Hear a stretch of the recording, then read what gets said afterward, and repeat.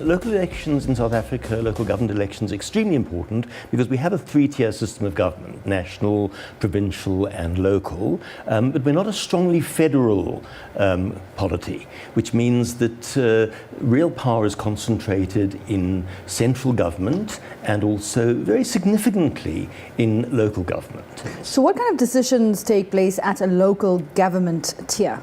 Well, at local government, a whole lot of decisions take place in relation to the government of and the management of the urban or respective mayoral remit in territorial terms, which means in the case of Johannesburg, the city of Johannesburg.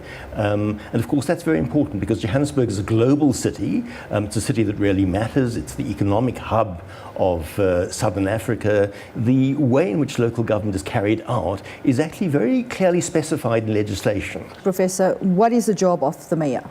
The mayor obviously represents the city at ceremonial occasions and events. The mayor also has ultimate responsibility in respect of oversight of the performance of the local government. So the buck stops with him in the city? The buck stops with the mayor, at least in respect of those legislative and executive and managerial functions that fall within the remit of local government. So how much of power does a mayor have when it comes to... The mayor has very considerable power, but it's constrained. It's constrained by the specifications of the relevant acts.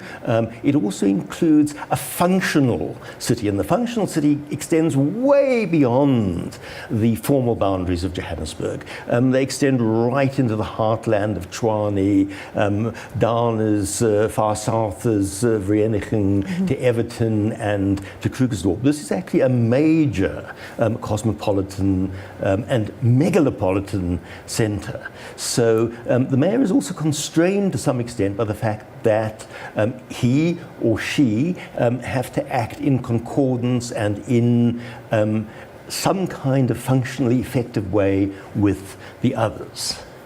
So in terms of his cabinet, the mayor's cabinet, he would obviously need a buy-in from his cabinet. Oh, absolutely. And the reason for that is that Johannesburg is an enormous city.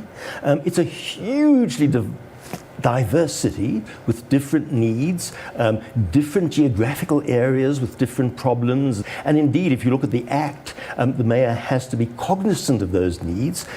He has to work, or she has to work in such a way as to prioritize needs. The mayor has responsibility in respect of oversight and accountability. For example, even if it doesn't fall immediately within the administrative competence of the mayor to do it, the fact that traffic lights don't work or the fact that service delivery that is of local relevance is improperly done or doesn't happen, those are the kinds of things that the mayor has to, in one way or another, attempt to address. And one has to remember this. The mayor in a city like Johannesburg or in any of the major metropolitan areas has to be a public service in that great traditional sense of the public servant. That is to say, regardless of which political party the mayor belongs to, the mayor becomes the mayor of all of Johannesburg.